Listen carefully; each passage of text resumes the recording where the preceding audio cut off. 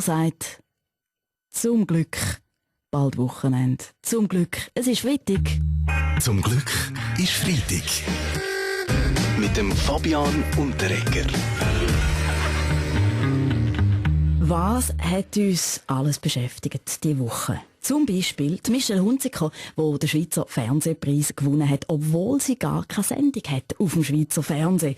Ein Skandal moniert der grösste Schweizer Star überhaupt, der Roger Federer. Ja, ich finde das überhaupt nicht okay, oder? Ich meine, niemand ist so viel im Fernsehen zu sehen wie ich, oder?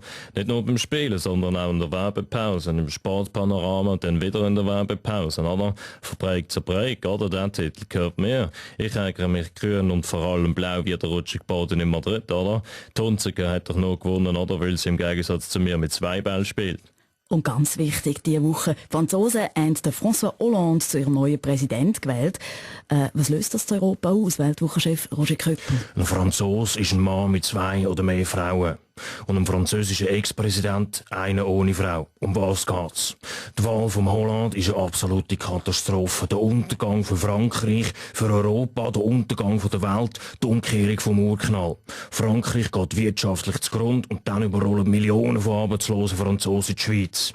Und gegen ihre Arroganz sind die Deutschen so harmlos wie eine linke Nationalrätin in der Babypause.